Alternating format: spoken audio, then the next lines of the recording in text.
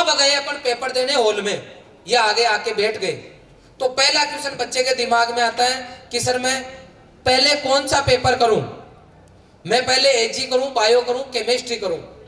2% बच्चे जो इंटेलिजेंट होते हैं, बहुत अच्छे नंबर लाते हैं, किसी न किसी एग्जाम के अंदर कोई सा पेपर हो, सभी में 2% का रेशियो है कि पहले क्या करूं, एग्जामिनेशन सेंटर हॉल में जाके और वहां जाके अपनी जो रेगुलर जो रूटीन है उसको चेंज करके वो पेपर करता है। जैसे फॉर एग्जांपल मैं रोज एग्रीकल्चर करता हूं, लेकिन पेपर वाले दिन मैंने केमिस्ट्री की। नीट के बच्चा पीसीबी वो रोज बायो करता है, लेकिन पेपर वाले दिन उसने वहां जाते ही फिजिक्स की। इसका मतलब है ये आपको रिस्क नहीं लेनी है। पेपर सेंटर पे जाने से पहले, मेन एग्जाम में जाने से पहले जो आपके टेस्ट हो रहे हैं उनमें प्रैक्टिकल कर लो पहले, कि पहले एजी करना, बायो करना, केमिस्ट्री करना, फिजिक्स करना, जो आपको अच्छा लगे वो कोई एक करना शुरू कर दो और उसके अकॉर्डिंग ही हमेशा अपना जो दिमाग सेट करके रखो। अब यहाँ पे रिस्क, जो बच्चे जैसे मान लो किसी को एग्रीकल्चर लगता है इजी, समझना बात अभी सेट करना दिमाग में। मैंने पहले इससे पहले जस्ट क्या बोला वो किसी से पूछ सकता हूँ, ध्यान रखना इस बात का है ना। जैसे मैंने ये बोल रहा हूँ इससे जस्ट पहले वाला पॉइंट क्या है वो किसी से पूछ सकता हूँ, इसलिए सीरियसली सुनना है। पेपर वहां चले गए सेंटर पे, पेपर हाथ में आ गया, पहला क्वेश्चन कौन सा पेपर करूं। 2% बच्चे यहाँ मात खा जाते हैं, उनके साथ गलत होता है क्योंकि वो जाके वहां डिसीजन चेंज कर देते हैं। कौन सा डिसीजन कि रूटीन में कुछ और करते हैं, इधर कुछ और करते हैं, तो आपको फिक्स कर लेना है। लगातार 5 बार पहले बायो कर लो, 5 बार केमिस्ट्री कर लो और 5 बार एजी। फिर आपने डिसाइड कर लिया कि ओवरऑल करने के बाद में मैं तो एजी पहले करूंगा, तो एजी कर लो। लेकिन यह दिमाग में क्या सेट रखना है कि पूरे पेपर के अंदर 150 क्वेश्चन में कोई सा भी एक पेपर टफ आता है, तो वो हो सकता है जिस दिन पेपर देने जाओ आपका एग्रीकल्चर का एक टफ हो। तो बच्चे गणित सेट करके जाते हैं कि एग्रीकल्चर में 50 में से 30 तो कर ही दूंगा या 45 तो कर ही दूंगा, और पता चला वो पेपर उन 3 में से कोई एक टफ एजी का ही इस बार, और उसके अंदर 15 ही क्वेश्चन होते ही फिर उसकी गणित बिगड़ जाती है पूरी, और वो डिप्रेशन में आता है। एग्रीकल्चर के अंदर लास्ट ईयर जो जेट का पेपर है उसके अंदर बायो, इस बार तो बायो टफ लगी बच्चों को, और उससे पहले वाली साल एग्रीकल्चर टफ लगी। एग्रीकल्चर बच्चे 40 में से 10 क्वेश्चन नहीं कर पा रहे थे। कितने क्वेश्चन, कौन से सब्जेक्ट में? हाँ, तो एग्रीकल्चर में जैसे ही वो 10 नहीं हो रहे तो उनका आंकड़ा तो 30 का था और वो हाथ पांव फूल गए। तो रॉयल के बच्चे तो इसलिए निकल जाते हैं कि मैं जैसे बता रहा हूँ वैसे प्रैक्टिस कराते हैं साल भर, तो वो बच्चे थोड़ा यूं शेर की तरह रहते हैं, सांस नहीं फूलती उनकी। लेकिन जो प्रैक्टिस करके नहीं जाते ना उनकी हवा निकल जाती है वहां पे। तो पहले मतलब मेंटली प्रिपेयर है ना, कोई सा ही पेपर करो, एक ही पेपर करना है फाइनल एग्जाम में, वही करना। तो वो अब आपसे ट्रायल मारना शुरू कर दो, चलो पेपर मैंने करना चालू कर दिया।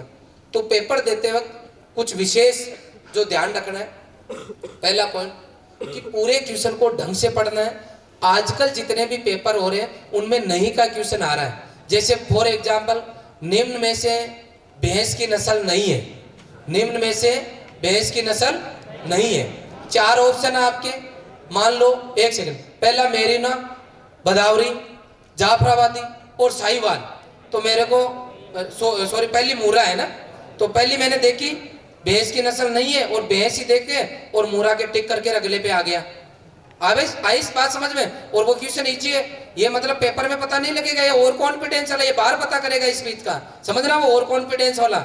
इधर मूरा के टिक किया, फिर आगे बाहर आके कहा कि हाँ वो साहिवाल किया, तूने क्या किया? अरे साहिवाल तो पूरे पेपर में कहीं था ही नहीं। अरे था ना फोर्थ ऑप्शन, कौन सा फोर्थ? वो, अरे यार मैंने नहीं तो पढ़ा ही नहीं। ये आपके साथ होता होगा ऐसा, सही बात है कि नहीं है? अब इसमें कौन सी मेहनत काम में आएगी, कौन सा होशियार कौन सा कमजोर है, सही बात है कि नहीं है? पहला पेपर को पूरा पढ़ना, क्वेश्चन पूरा पढ़ना। दूसरा ऑप्शन पूरे पढ़ने, जैसे निम्न में से आम की किस्म है, पहले निम्न में से आम की किस्म है, वेराइटी पहली मान लो, पहली मैं लिख रहा हूं अमरपाली, ठीक है। दूसरी पुस्सा नन्ना, ठीक है। तीसरी चौसा, और चौथी फर्स्ट और थर्ड दोनों। क्या होगा आंसर? और जाएगा। अब मैंने ऑप्शन तो पूरे पढ़े नहीं, निम्न में से आम की किस्म है और पहले आम्रपाली टिक करके आ गया। अब ये और कॉन्फिडेंस वाला क्योंकि इजी है ना, और इसका पता कब चलेगा? बाहर आके दूसरे ही बताएंगे इसका आंसर, अपन तो सर पकड़ेंगे और आयोडेक्स लगाएंगे यहाँ। सही बात है कि नहीं? वो पूरा पढ़ना, ये गलती बच्चे करते हैं। इसमें कोई इंटेलिजेंस नहीं है ना। तीसरा, आपने क्वेश्चन किया तो पेपर करो, अरे सर मेरा पेपर छूट गया। पेपर करते आंखें बंद कर लो, इस बार आंखें बंद करो। किसी भी एग्जाम की ज्यादा कट ऑफ नहीं जा रही, इस पॉइंट को जाके लिख लेना कि पेपर करते वक्त एक ही चीज दिमाग में रखनी है कि कम से कम टाइम में, कम से कम टाइम के अंदर ज्यादा से ज्यादा क्वेश्चन करूंगा। अब वो मेरे चाहे इजी हो या टफ हो, क्योंकि इजी करूंगा तो भी 4 नंबर मिलेंगे और टफ करूंगा तो भी 4 नंबर मिलेंगे। तो पेपर करते वक्त दिमाग में, खोपड़ी में एक ही चीज चलानी है कि मैं कम से कम टाइम के अंदर ज्यादा से ज्यादा पूरे पेपर में से क्वेश्चन छांट के करके आऊंगा। आंखें खोल लो। जिसको टॉप करना है, जिसको रैंक निकालने, उसकी टेंडेंसी क्या है कि मुझे कम से कम टाइम में ज्यादा से ज्यादा क्वेश्चन करना है, मतलब टाइम मैनेजमेंट। तीसरे पॉइंट में ये ध्यान रखना है कि कोई क्वेश्चन पढ़ने में लेंथी है, बड़ा है, मत पढ़ो, उसको छोड़ो, अगले में आ जाओ। वो कैसे छोड़ना आगे बताऊंगा उमार बढ़ते वक्त। अब आए अपन आगे, चौथे नंबर पे आगे अपन अगली प्रॉब्लम पे आगे भी। अगला आपने कुछ कौन सा ध्यान रखना, बड़ा क्वेश्चन हो उसको फर्स्ट टाइम नहीं करना, नेक्स्ट टाइम चलते अपन। आपने पेपर पढ़ लिया और आपको हवाई नहीं लग रही क्वेश्चन के अंदर, लेकिन कुछ क्वेश्चन ऐसे आएंगे जो ऑप्शन से होंगे। किससे होंगे? जैसे फॉर एग्जांपल क्वेश्चन है कि खरगोश के दांत कितने होते हैं। 1-2 क्वेश्चन आउट ऑफ सिलेबस आता है, तो क्वेश्चन आगे खरगोश के दांत कितने होते हैं।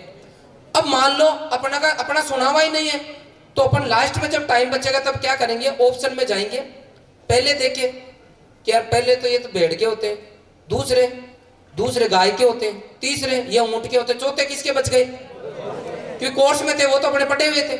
सही बात है कि नहीं है?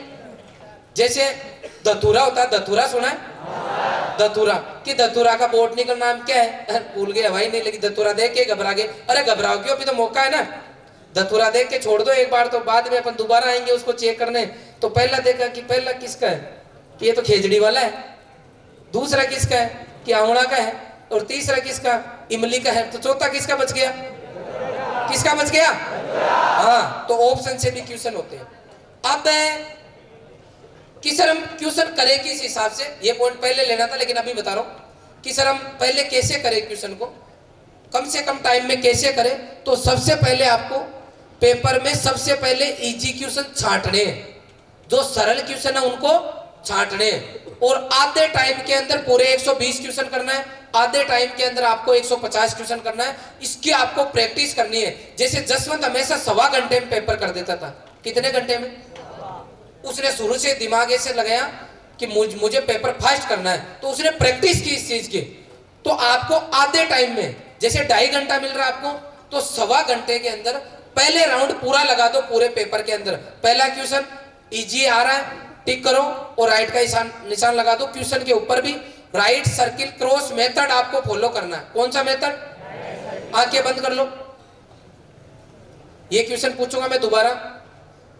पेपर करते वक्त हमें राइट का मतलब सही का निशान, सर्किल मतलब गोला, और राइट सर्किल क्रॉस मतलब क्रॉस का चिन्ह।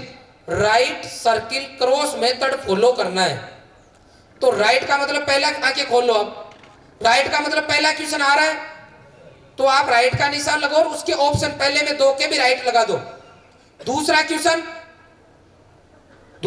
मान लो ऐसा आ गया आपके कि बेर की जो है, बेर की जल्दी पकने वाली वैरायटी कौन सी है। तो आपको याद तो है लेकिन थोड़ा सा कंफ्यूजन है, तो उसके गोला लगा दो। क्या लगा दो? हाँ, अब कुछ नहीं करना। तीसरे पे आओ। तीसरा आ गया, मान लो अपने पास कि ऐसी कौन सी, नीचे दी गई ऐसी कौन सी फसल है जो रेसे और तेल दोनों के काम में आती है, जो हर बार क्वेश्चन आता है। मान लो अलसी है और आपको आ रहा है ऐसी निम्न में से ऐसी कौन सी फसल है जो रेसे और तेल दोनों के काम में आती है। मान लो तो अलसी है, मान लो आंसर। तो पहले के किया और 4th नंबर अलसी आंसर।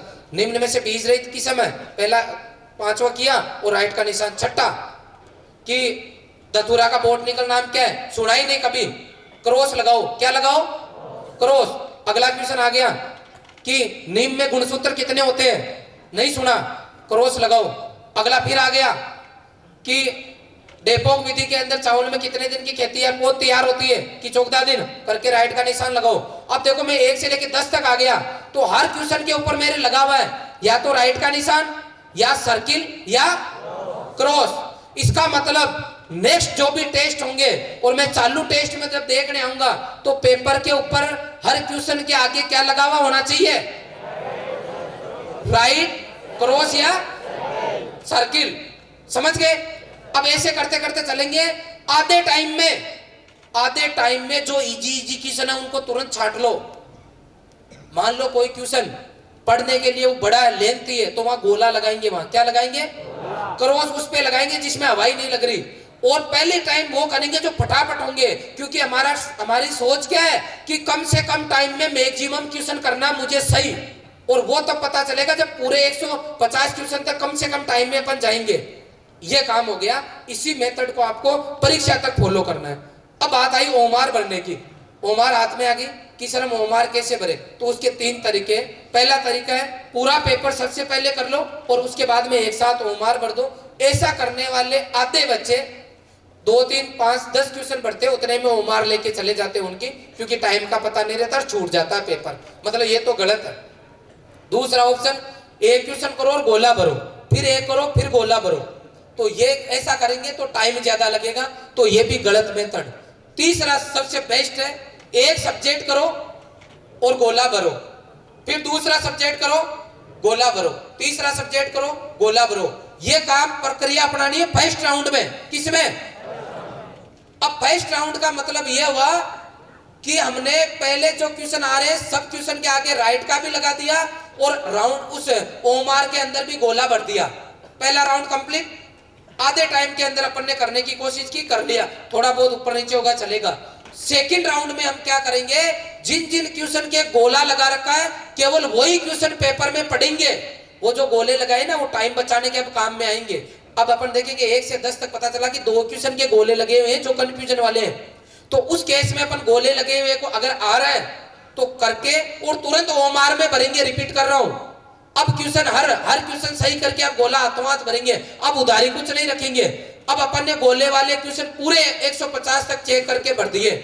अब अगर अपने पास टाइम बच गया तो अपन क्रॉस वाले क्वेश्चन को करेंगे, और टाइम नहीं बचा तो फिर नहीं करेंगे। फिर वो ओमार लेके जा रहा है उसको जाने दो, कोई तकलीफ नहीं है। अब टाइम बच गया तो अब अपन वहां दिमाग लगाएंगे।